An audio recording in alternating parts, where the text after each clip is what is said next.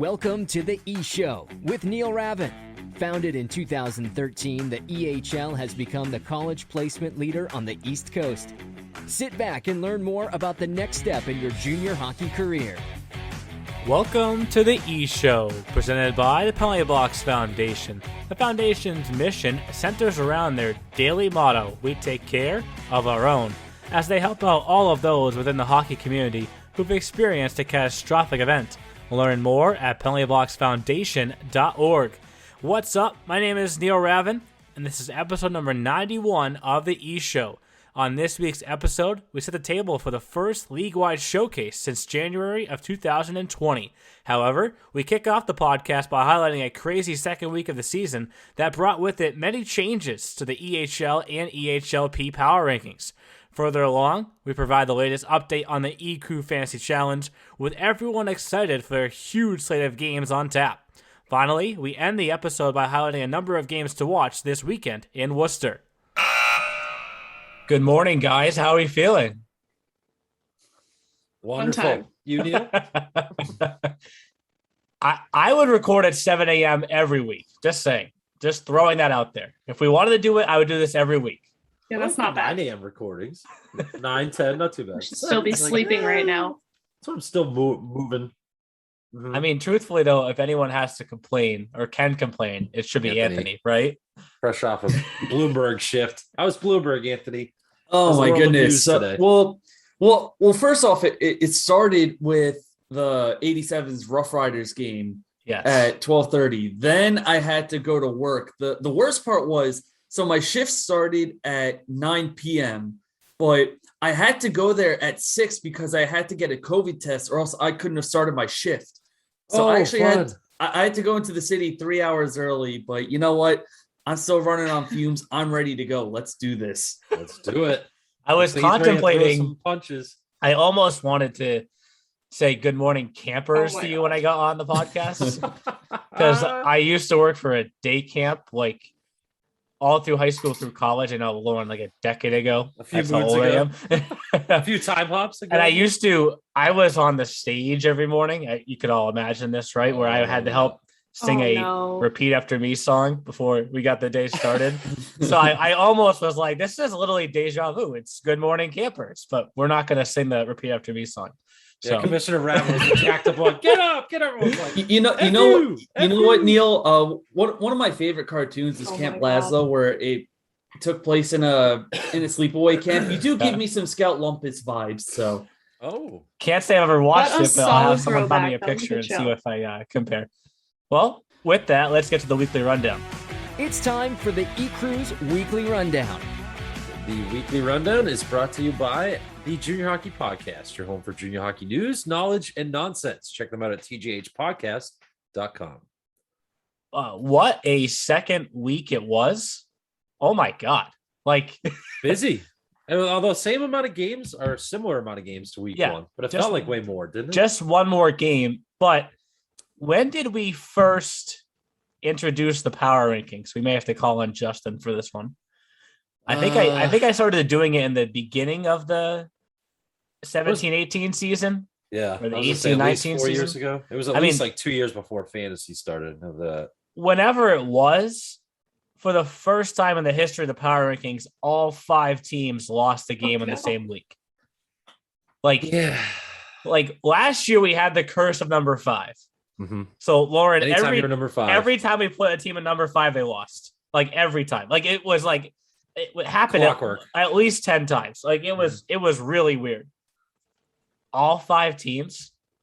So now it's the curse of 1 through 5 now. All 5 teams. Like Rangers lost, 87s lost, Avalanche lost, Warriors lost, Lumberjacks got swept. Like what? Like what? So it's early. I think for the majority of this week's weekly rundown, we have to kind of reset things here because there's a lot that we could choose from. And I think what helps a team like the Rangers is that everybody lost and they did win a game after they lost their first game. So they lost on Thursday to the Railers by the score 4-1, but then bounced back with a 7-1 victory on Saturday. I personally think that no one did enough behind them to jump that. I don't know how you guys feel. I know we do have some undefeated teams left there, but they still bounce back with a win. So I think we still have to leave them number one going into the showcase. Thoughts? I'm fine with that. We'll have to pull the rest of our crew, but yeah, it's a 7-1 win against the Seahawks. The Seahawks are going to be a good team. They always Who won their first game? They shut out the Express in their first game. Mm-hmm. So my vote is yes, Neil. And I wanted to make sure I read some tweets here from the week because I think there was a lot of interesting things said on Twitter. You know what I'm talking about, Anthony. We'll get to that big one. But for the Seahawks, they win their first game on Friday 1-0, and then, as Jeff points out, got kind of spanked in the second game 7-1. Yeah. I don't think it helped that the Rangers were pissed off going into that game. No, I think that you kind of just say, like, why did that have to happen to us? Mm-hmm. But in Bill Zanaboni's tweet for the Seahawks after that game on Saturday, EHL team learns a lesson today, getting beat 7-1. He pointed out how they have a very young team and you can't get too high off of one victory, right? Mm-hmm. Yes, you shut out Walpole. Like, great. That's only the first game of the season. There are a lot of good teams in this league. And if you don't show up, I'm pretty sure they gave up 3 goals, like bang, bang, bang, in that game against the Rangers. And it was over quickly. So, you know what's crazy about the Rangers too, is now they get back Nathan Mueller and it's just a 2-headed monster between Chris Jackson and Nathan Mueller. It's not fair. Not fair. I was just about to say. And I wonder what Rich's record is. That's a good point, Neil. What is Rich's record coming off of losses? Because he is someone, no coach takes losing well, but Rich, like, especially does not take losing well. Yeah. So I feel like he's kind of Bill Belichickian in the fact that he goes for absolute blood after a loss. And sorry, Coach Santaboni, Santa Beauty, as we call him. That was you the other day, my friend. And should we tell 2 quick stories? Sure. Okay. Reports? So, well, yes, because you're speaking of losses, right? So I don't know what year it was, but there was a year that the Wolves and Rangers played a home and home. And the Rangers beat the Wolves like 14-1 or 14-2 at home. And the following day, what do you think happened? Because whenever a team scores so much that the next day they're playing also, you're like, maybe they should save something. They get shut out. Of course, they lost up in Laconia, and Rich broke a door on the bench. Like, just broke the door. I was like, you can't do that. Like, and then when they won against the Chiefs 2 years ago, it wasn't good enough, and he snapped his clipboard and then shook Neil Breen's hand. Remember that? Yep, sure do. It was great game. It was Ryan Malanafi on the call, and he was like, not sure why head coach Rich DiCaprio is so upset, but the clipboard is definitely done. Yep. Good times. But we're going to keep them at 1 and then get to Anthony's team here because this is the tweet maybe of the year. Oh. Did you see it, Anthony? I did. Is there a lot of talk about this in the 87's locker room right now? No, because the Protect Junior Ducks have only won 2 games in like 10 tries. So, yeah. I think Terry Watts just turned it up. Terry Watts' team has got a lot of catching up to do. So we're not too concerned, but it is something that we're going to store in the memory bank. So I think they need to watch out. Some bulletin board material, Anthony? Yes. So let's get to the bulletin board material because obviously on Saturday night, the Ducks beat the 87s 2-1. Kind of a weird game winner, right? Like, it was one of those where the play just comes up the wall and the kid just throws it towards the goal and it hits like just the perfect spot and goes in. Yeah, I don't know if Jeremy Connor was ready for it. And in his defense, Connor has been terrific for the 87s. His save percentage is almost at .950. His goals against average is under 2. So he has been playing very well. That was probably the worst goal he's given up in the season. But also, before I start trash talking the Ducks too much, I do want to point out that Tristan Fadadad has been playing very well for Protec. 03. Only an 03. Yep, that's nuts. And There were a lot of grade A chances that the 87s had in that game. And it went right down to the wire where Ian Lindbergh hit the post with 2 seconds left on the clock. That was just, if you're an 87s fan, player, staff member, it was heartbreaking to see, but yeah, they were able to bounce back and get the win against Connecticut. But the Ducks responded with their game-winning graphic that said #OurTime, #the Ducks way. I think they're still mad at the. I think they're still mad at the time I roasted them last season, where they were bragging about their hashtag, and then I was the one who sent the tweet where I said, "Okay, I guess we'll just settle for best record instead." Ooh. And yeah, I think the Boston Junior. The Boston Junior Rangers responded with high fives. They were the Avalanche. Yeah, that was fun. But you do love that banter between the two teams where the Protect Junior Ducks give it right back, and it's fun. It's fun when you see that stuff. But just a fair warning, the next time the Ducks play the 87s, and if New Jersey wins, then don't be surprised if we kind of jab back. #OUR. Now it's our time, right? At that point. So, Lauren, when you get to the showcase and you meet Terry Watt, you're going to have to interview him about the tweet. Just put him right on the spot. But, hey, it is a big win for them. Tristan Fatadad had 43 saves, was named goalie of the week. Adam Hooley did point out to me that on at least 5 occasions last year, the goalie of the week award came from performances against him. I don't do that. I don't think about that. Let's face it, it's no secret that the 87s have always been a very strong team offensively. Mm-hmm.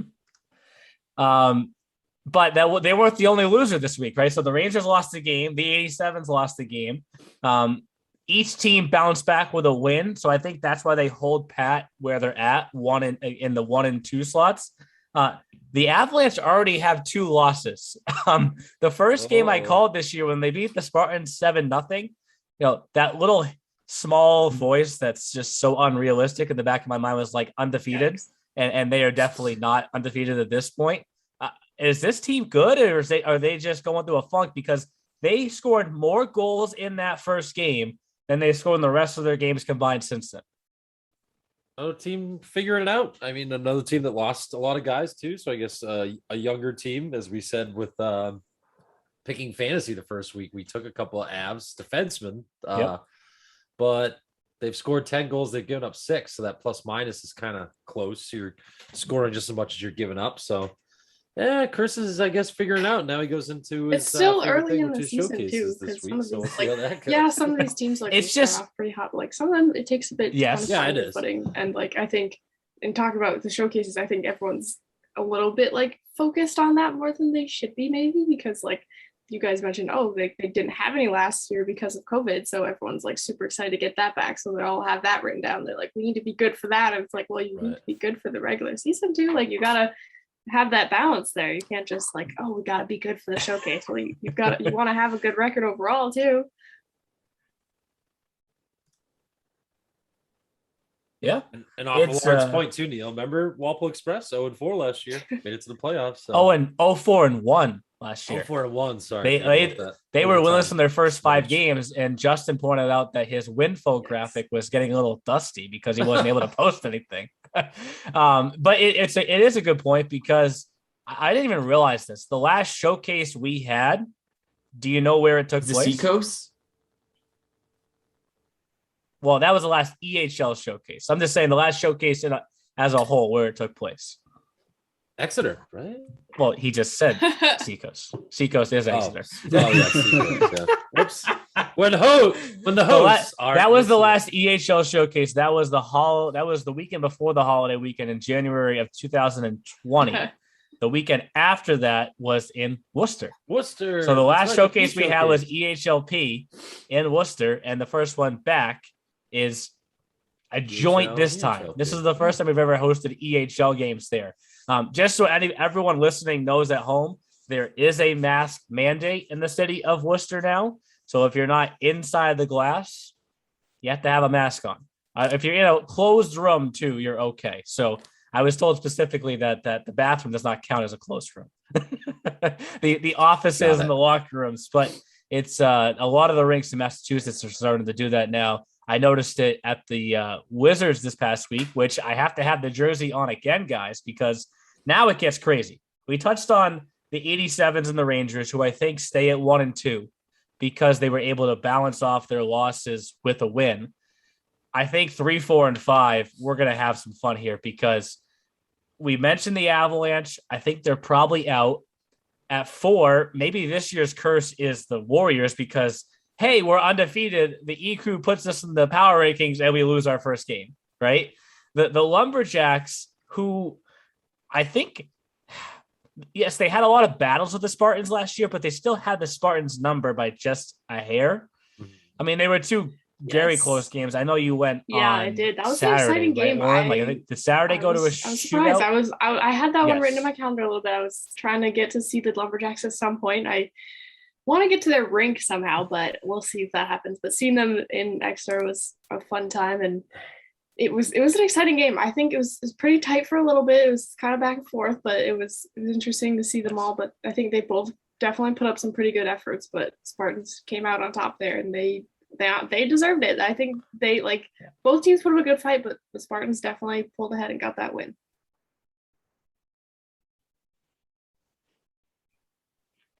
The Spartans won that one in the shootout and then won Sunday 2-1. So, I think you kind of have to wash out 3, 4, and 5 Avalanche, Warriors, Lumberjacks, and here are your options to fill in, right? So Wizards, right, who beat the Chiefs, Warriors, and Avalanche last week, right? You have the Railers, who beat the Rangers last week and the Wolves. And you have teams like Maryland and the Ducks, right? The Ducks are 3-1 with a win against the 87s. Maryland's 4-1. They're in first place. I don't know if they have their statement victory, though, yet, but they are in first place, right? It's crazy. Are we about to have a power rankings that doesn't have the first place Spartans or the first place Team Maryland? Controversy crew. This is where we have to kind of talk here, because do you need that statement victory to go into the power rankings? Because on the contrary to it, you could say, yes, Maryland doesn't have that statement victory, but the Ducks have a loss to the Apple Corps. For Team Maryland, I don't know if it's so much a statement win, so much as can they stay consistent? Because last season they also started the season 4-1-0, where they had a hot start, and they didn't fall off, but they did simmer down a little bit. So I think for Josh Fusco's squad, it'll be big to see what they do in the showcase and in the first few games after that, because that will give us a pretty good idea of whether or not Team Maryland's for real, if they're going to be a team that will stay on the upper half of that South Division. Which looks like a great division right now, right? Maryland is 4-1 in first place with 8 points. The 87s and Ducks are each 3-1 with 6 points. And the Little Flyers are 2-1 with 3 points. Should we steal Kyle's line from last year, Jeff? Oh, no. The Little Flyers are the worst last place, or the best last place team I've ever seen. And I was like, my head was kind of like, what is he talking about? Yep. But I think they are, right? Because look at the games they've lost. They've lost by a goal. They lost by a goal to Maryland on Monday. Yeah. But if we have all these options, right? If we have options of Spartans, Wizards, Railers, Maryland, Ducks, pick 3. What do we do? What I say, Neil, you take this back over, and we'll see you later. It was great doing the power rankings for a week. I'm all set. Thank you very much. Well, I have the Wizards jersey on. I think that they have to go in. I think that their 3-0 is the best clear-cut 3-0, if that makes sense. Because of the strength of schedule, like because of the strength of schedule from last year, playoff teams, and beating the Avalanche in their rink too, right? Yeah. So the Avalanche are always tough to play up there. I know the Railers won at Rangers as well. We'll get to that one next, but I think 1 is the Rangers, 2 are the 87s, 3 are the Wizards. I'm fine with that. Okay, carrying on to the curse slot 4 is for the curse slot this year potentially. Number 4, Bobby Orr. No. Do we go with the other 3-0 team because the Railers are probably pounding their chest right now and saying, yes, the Wizards beat the Avalanche, but we beat the defending champs. Yeah, I think the Railers is someone that I thought should definitely go in here because we were saying in the offseason podcast, they're a team to look out for. Their EHLP team got to the Frozen Finals last year, and you're seeing it. We'll get to fantasy later this week, but there's a lot of guys stacking up those box scores. Some defensemen and forwards. They got Kulanick, who's great. Last year we talked about a lot. Stefan Kulanick and net.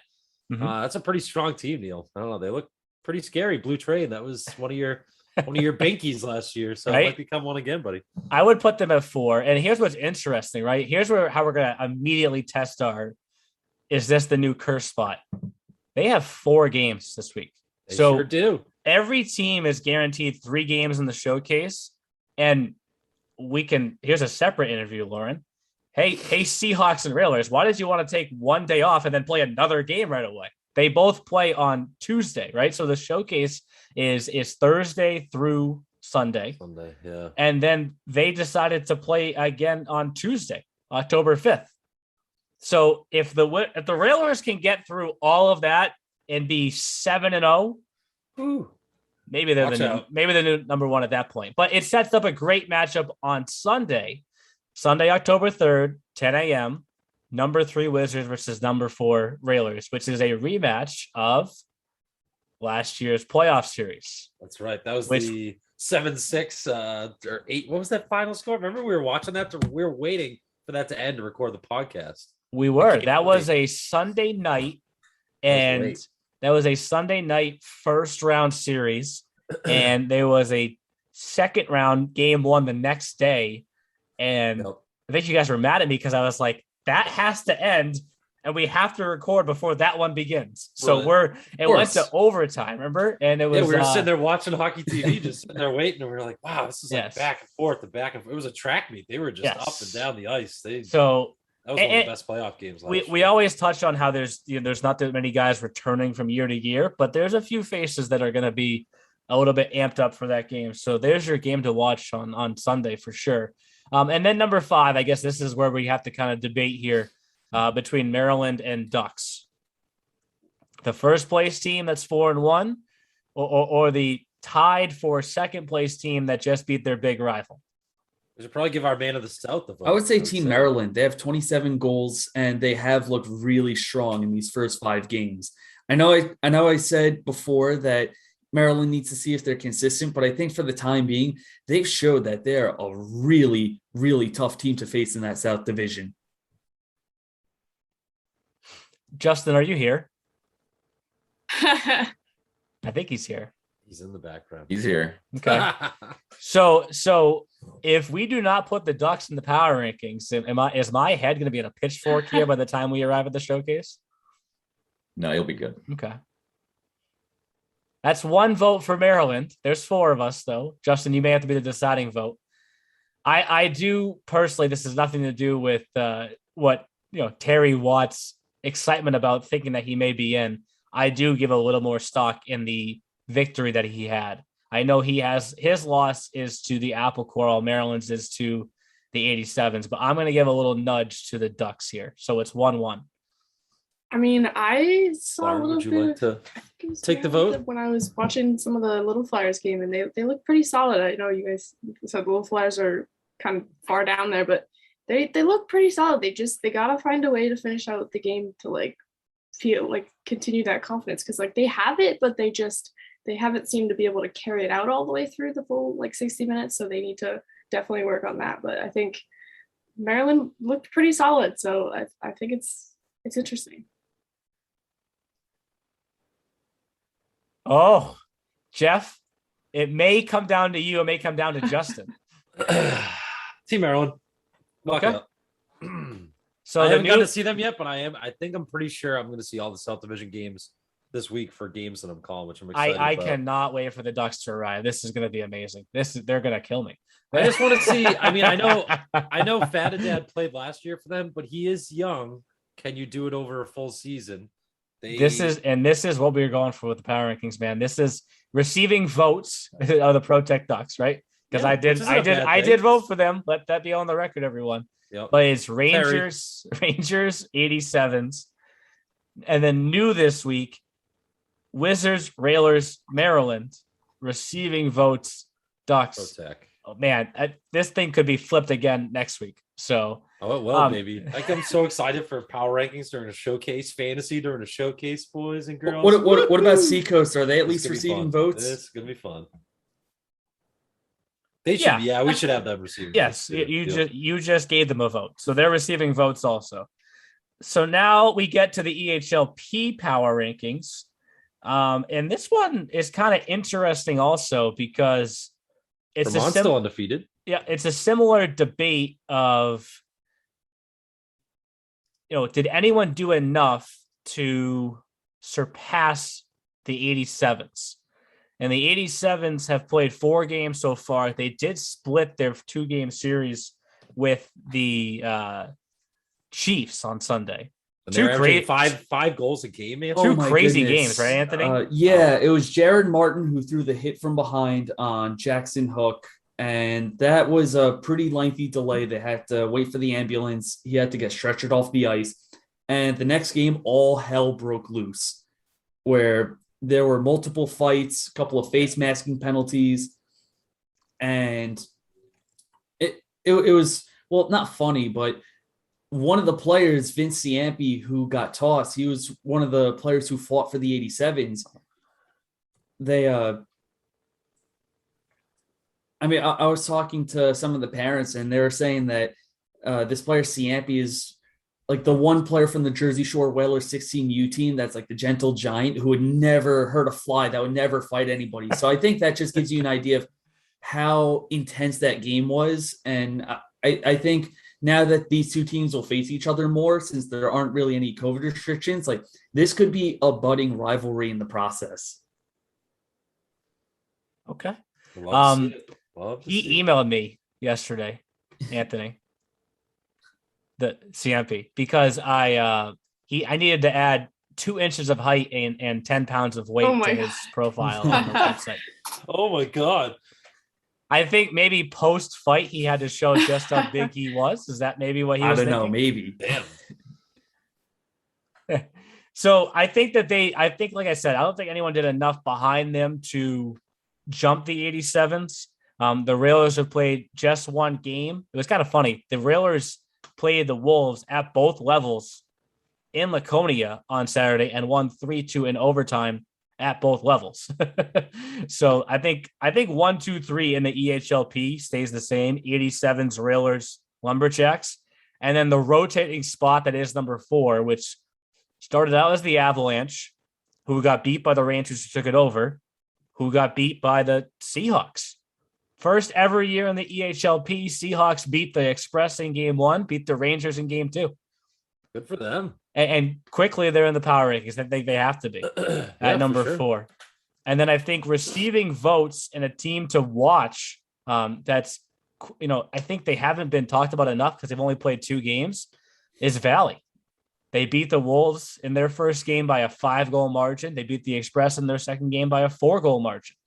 I think that's your receiving votes team, and there's your EHLP power rankings. And just like the EHL, it could flip here in just a few days. For some of these EHLP teams, they actually play 4 games this weekend. Oof. Every EHL team is guaranteed 3. There are a number of EHLP teams that play 4. They're a little younger, they can withstand it.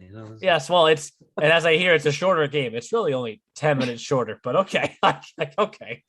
Yeah, I would say it's 20. You're playing 5-minute longer period too. If you look at it, you're playing 25 instead of 20. You get the 1 ice cut, so you get 1 less time to go into the locker room, talk strategy, get rest. So it's a different animal. How about this?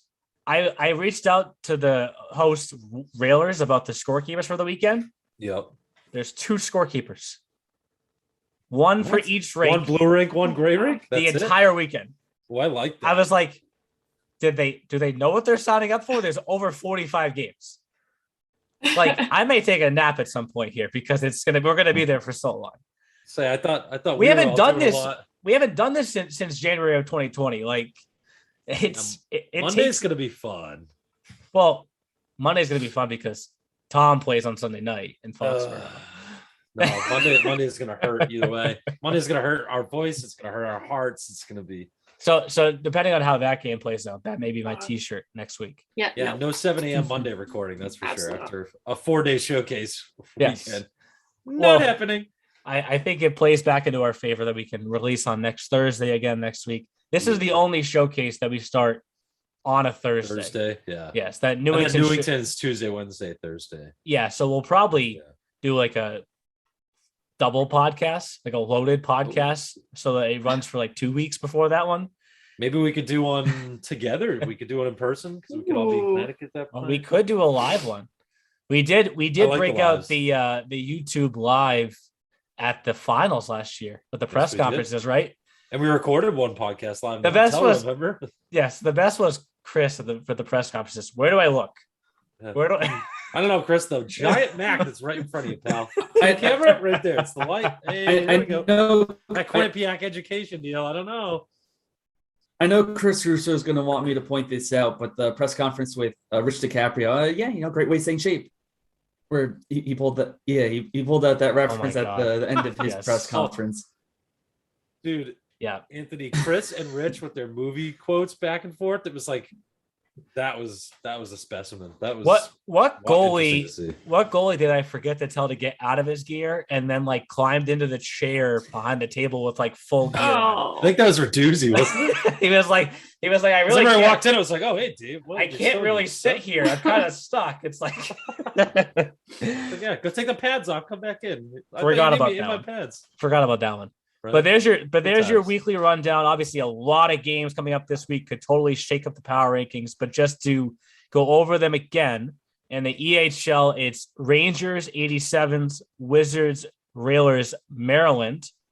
And they are no longer Ravens rankings. Everyone, I got overruled.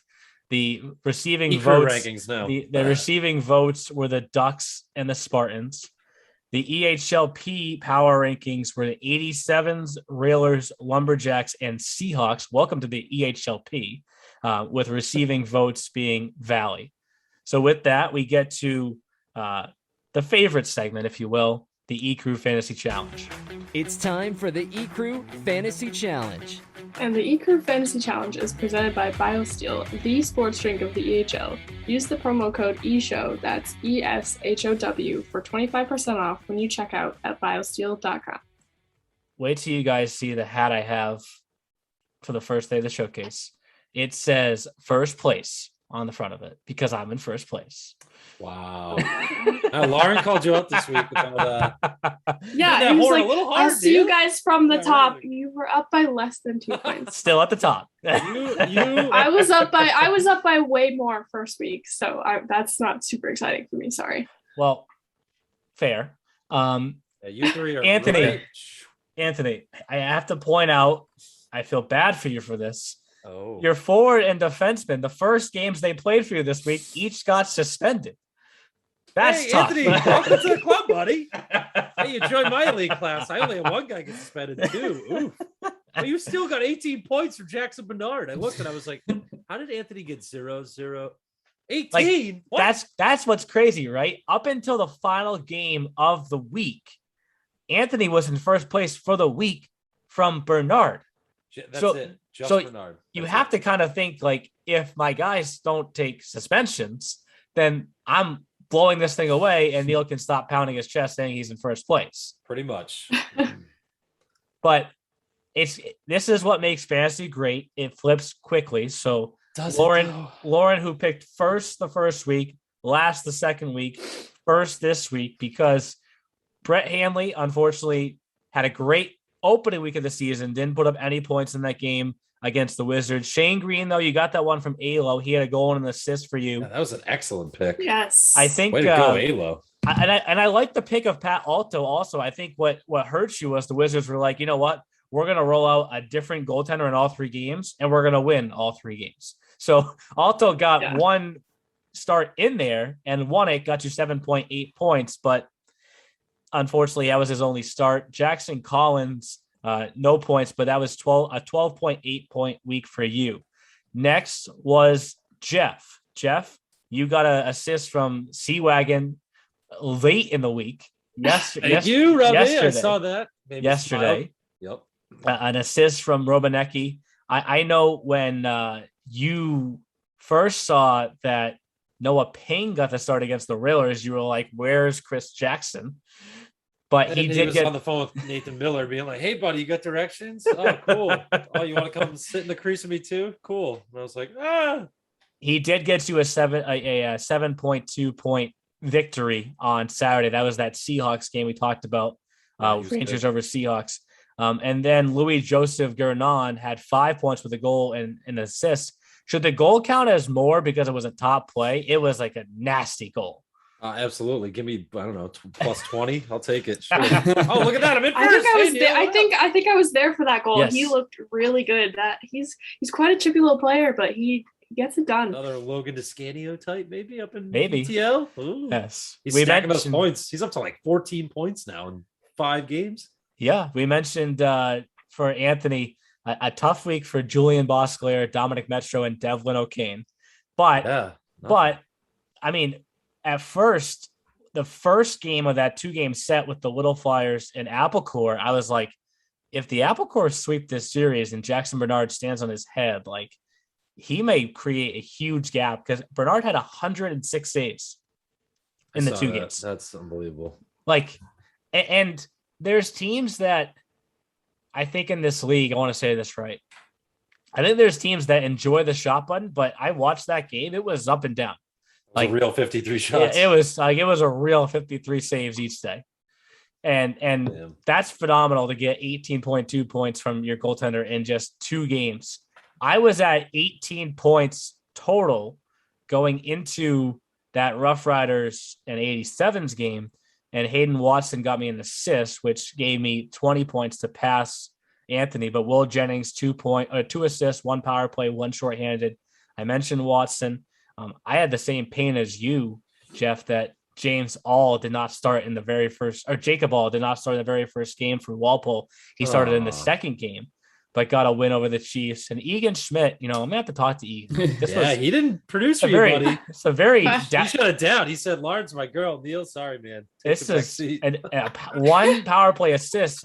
Egan, I'm used to 2 goals, an assist, a power play point, a game winner. Like, we'll have to figure it out. But overall standings, to Lauren's point, I am not running away with it. No. That's what you said, though. No. You're like, oh, it's nice to see you guys from the top.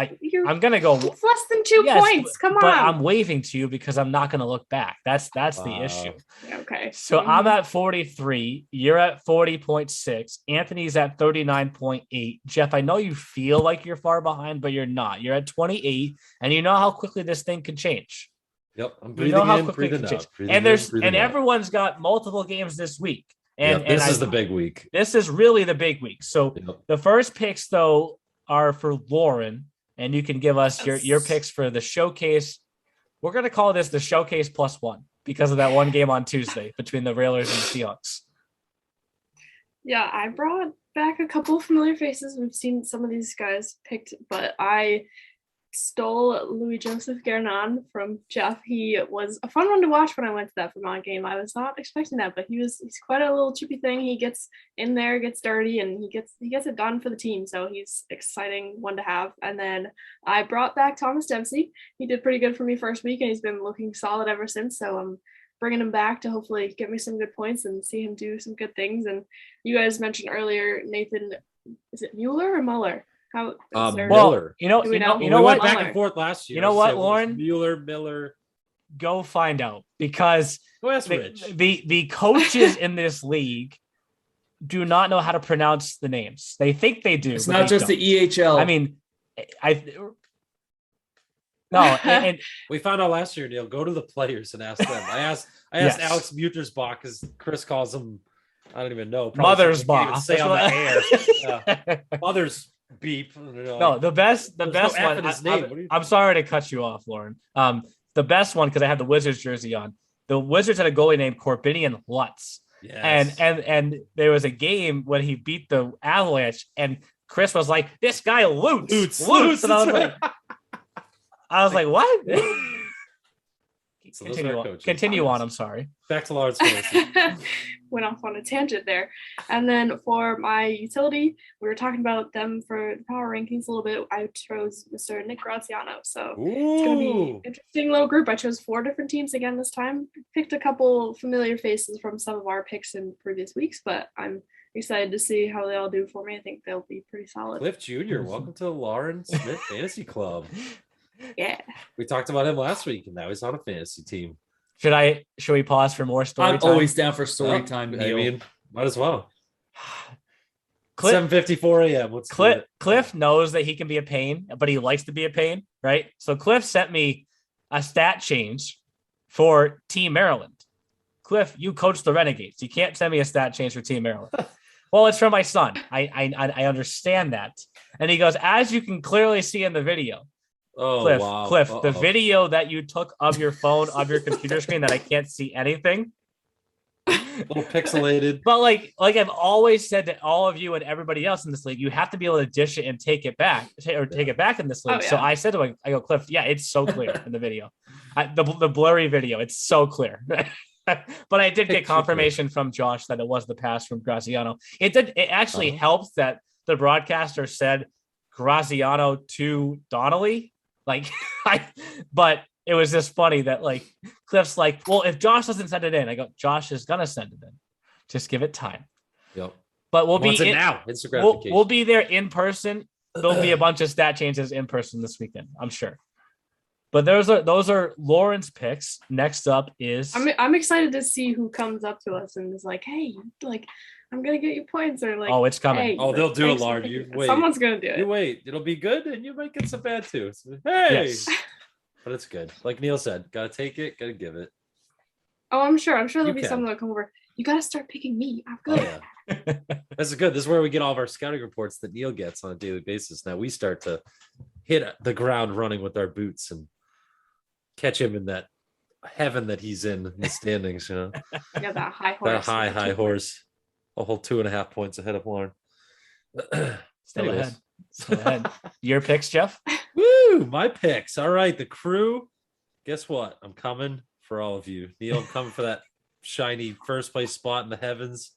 Got quite the crew coming in. Got a couple of railers because, like we talked about earlier, got to be smart and go with numbers. So Matt Pimento, he was in our top performers last week too.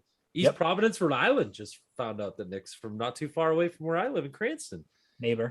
5 points in 3 games for him. He had a power play goal and 2 game winners for Pimento out of those 2 goals, both game winners. So not too bad. And he actually almost has a point in every game except for the Rangers game.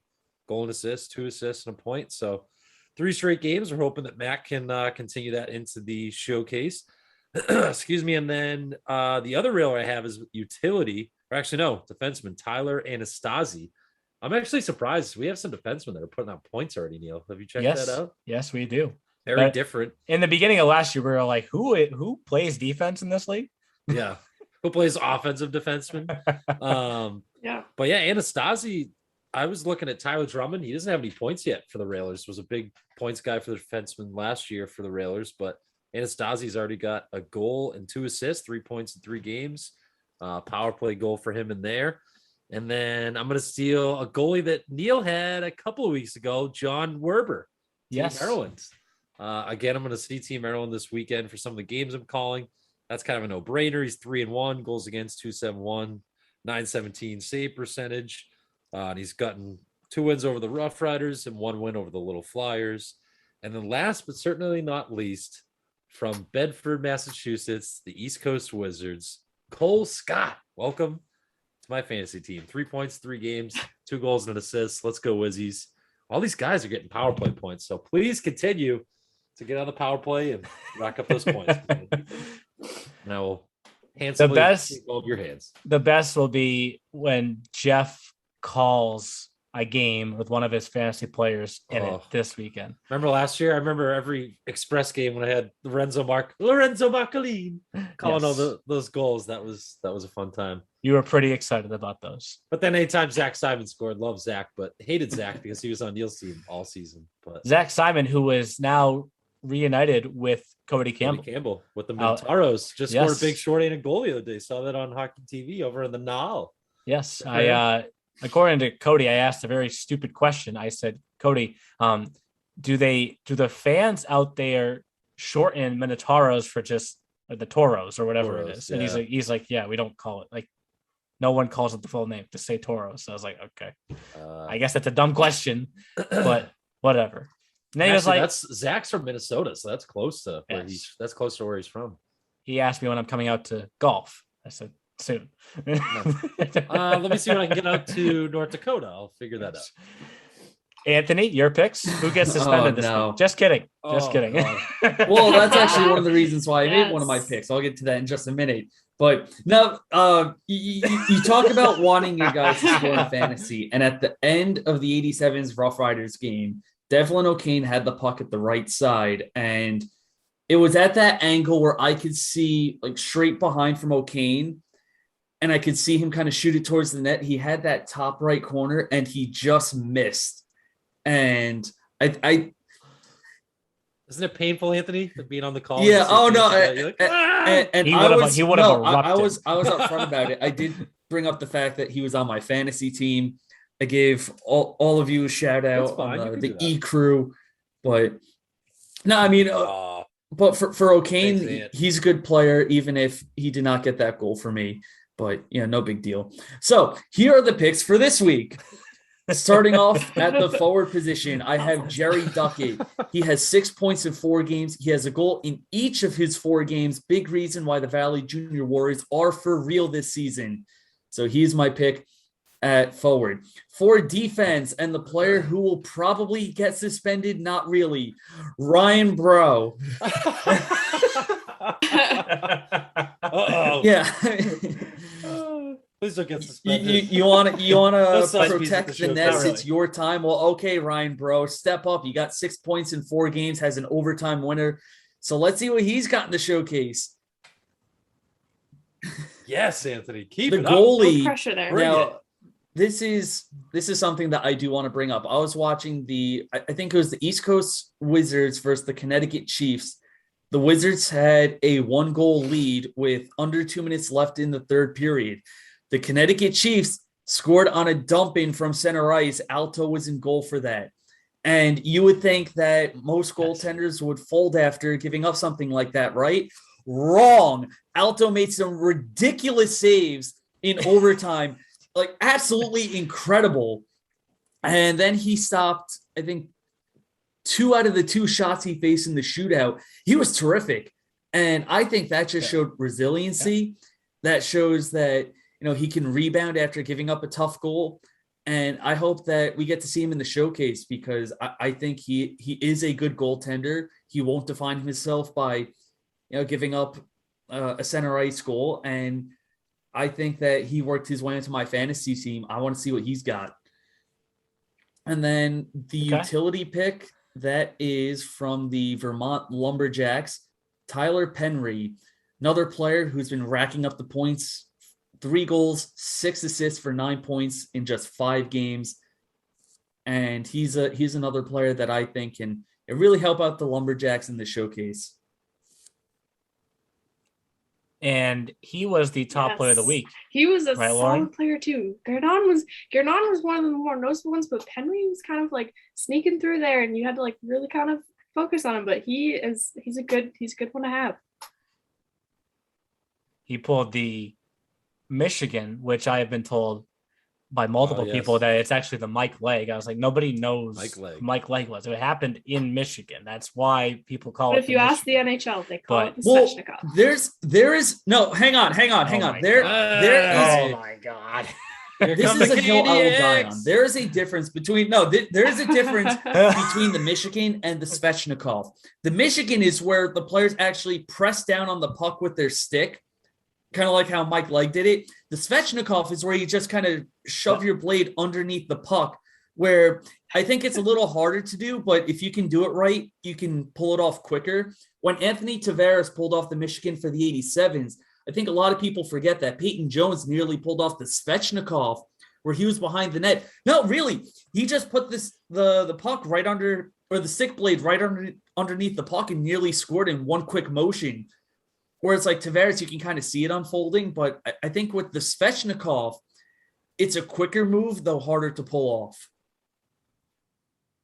Okay, so he's giving your boy. See, Andre I told you, props. Neil. He's catching on. People are loving it. Do we like the goal? Do we like that style of a goal? I think it's cool. I think it takes a lot of skill to be able to pull that off, especially like when everyone's around the net like that and they're just everywhere. It's you wouldn't think you'd be able to toss it in like that. Give it another few seasons, and it'll be something comparable to Marek Malik going between the legs, where almost any player can do it now. Oh, yeah, Marek Malik. I guess we're split. It's a bold 3-1 again because I don't love it. You just really don't like. I think it's lacrosse. I just think it's lacrosse. Let's like put the puck on the ice and shoot it. Have you watched lacrosse? It's very similar to like how hockey works. It's my wife played D1 lacrosse. I've watched it. I had no idea what was going on the entire time. I had no idea what was going on the entire time, but she was. Hey, I played too. Like, oh, she's running. I feel like that kind of helped me get into hockey a little bit, but I played too, so it's definitely pretty similar. Well, I'd say it's a bold move because, like you said, you got to pull it off quick, or you're going to get decked. You're going to. Well, that's the thing, right? If I was a defenseman, I would just run through that guy. I would too. That would be I would put you through the glass. You guys call me old. I'm old school. I love when a guy goes down on a breakaway and just shoots it. Yeah. Now, I also have a Dot Soup jersey upstairs, right? So like he didn't really just shoot the puck. He would do things that were out of this world, right? But I also was quite the swordsman. I just love it when a guy walks down and just shoots. That's just me personally. So that's why I called a Michigan last year against with the Lumberjacks also. I mean, maybe it's just maybe there's something in the water. Maybe they're all getting it done over there. Yes. Something on the sick blade. That was back when you were at Waterville. Yeah. So the lowdown on what's in the water at Letty. There you go. I'll make a road trip out there. I'm good with that. My fantasy picks now.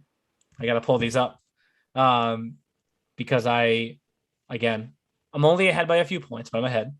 Neil's picks. Oh, the show's over, guys. Yeah. Hey, see you next time. So Alo, my boy, we're gonna see him for the first time in a while this weekend. Yes. Oh, he's coming up. Yes, as he loves to dub me Neil from the north. It's not this week. I am Neil from the south this week because my forward is Kyle Patton. He has 7 points in the first 4 games. Phenomenal.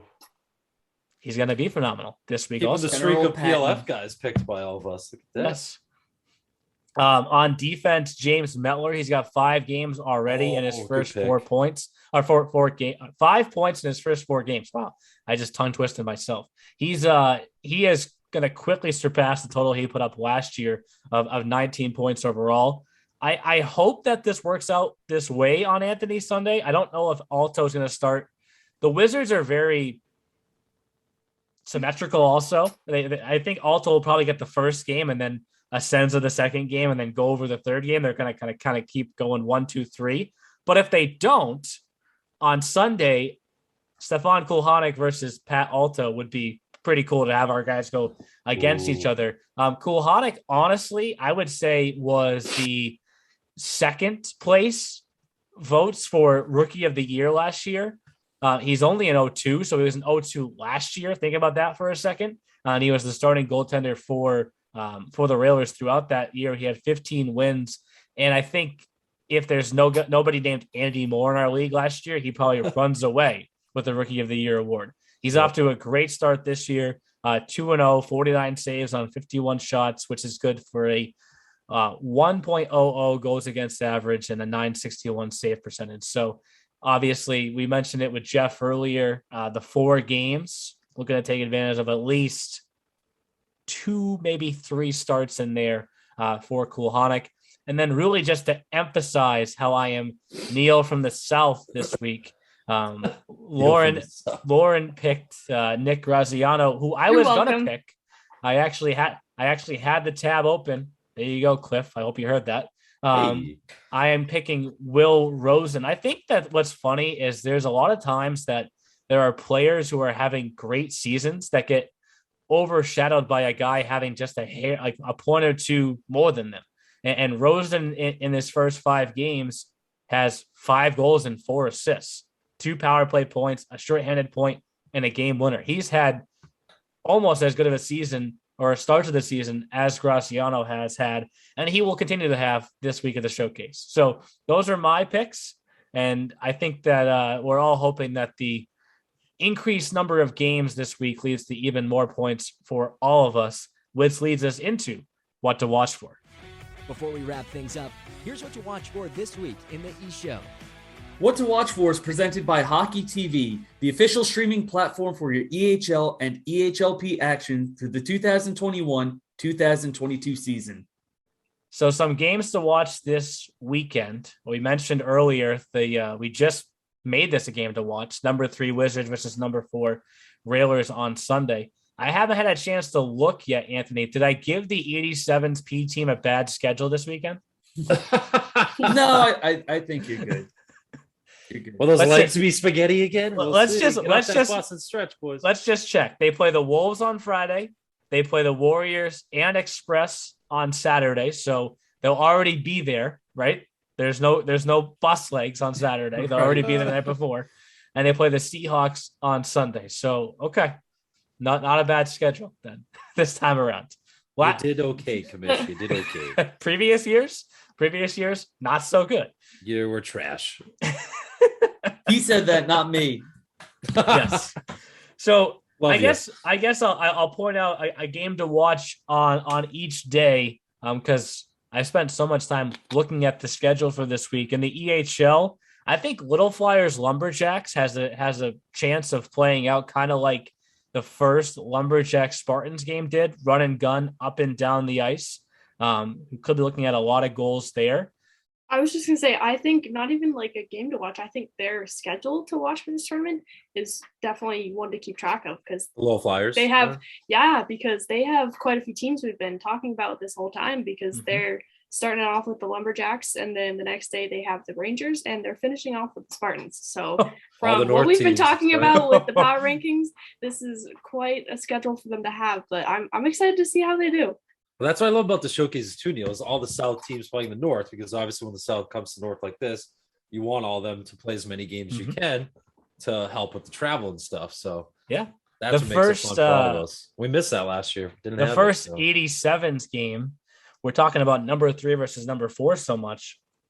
The first 87s game for the number 2 ranked team is against the number 3 ranked Wizards on Friday. So that could be that game. I hope I did. The Wizards may have one of the toughest schedules of anyone this week because they go 87s, Lumberjacks, Railers.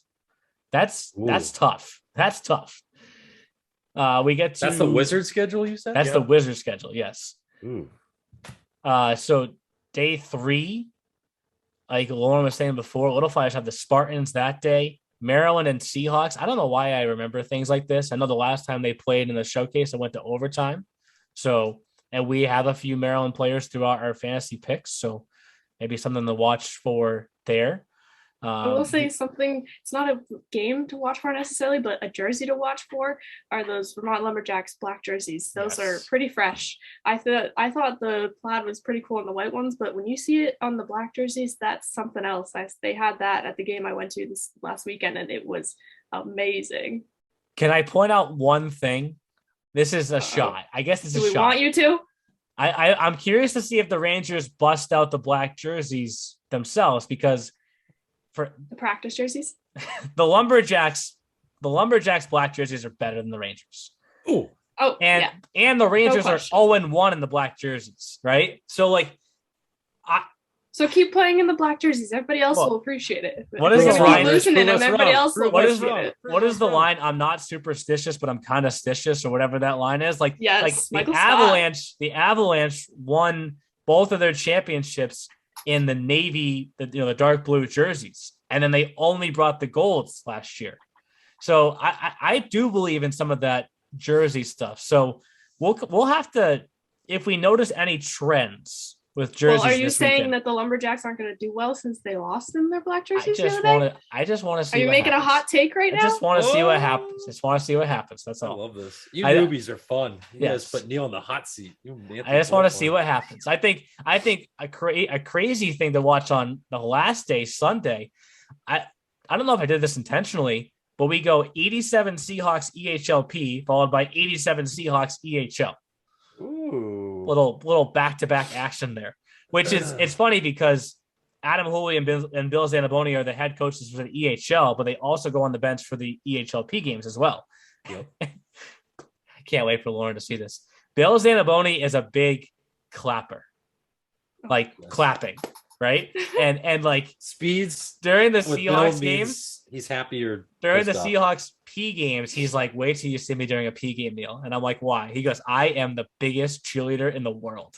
And I was like, okay. He goes, I'm clapping, I'm high-fiving, I'm hugging. I was like, okay, we'll get some shots of that for sure.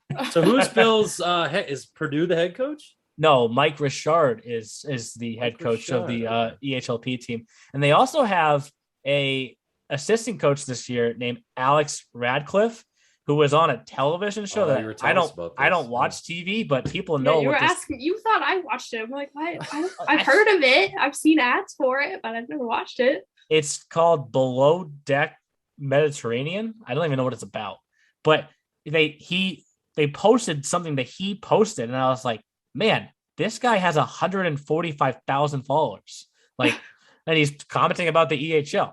So my goal for the weekend, I only have one goal for the weekend, is to meet him so that I could be like, what else can we do to kind of just dip into that big audience that you have? Yeah. Can we do a little Instagram live with you, Adam? Yeah, Alex Radcliffe. I'll find him. I'll get him. Yeah, sounds good. Maybe that'll be when I have a break, Lauren. I can help feature story, perhaps. Yes, there it is. There it is. So many good games to watch this weekend. Again, just for those that are coming to the showcase, if you're in the lobby or in the stands, you will be asked to wear a mask. There is no gate at the door. There is a new brewery in the facility since we were there last. They were still building it when I was there last, which was forever ago. But it's honestly, there's a lot of nice rinks in our league. This may be the nicest. It is cold, but it may be the nicest. So I cannot believe it. We are one day away from the return of showcases, and we'll see you guys all in Worcester. See you all in the woo. Thanks for listening to The E-Show. Learn more at easternhockeyleague.org and follow us on Facebook, Twitter, Instagram, and YouTube. Also, be sure to subscribe and get notified when next week's podcast is released.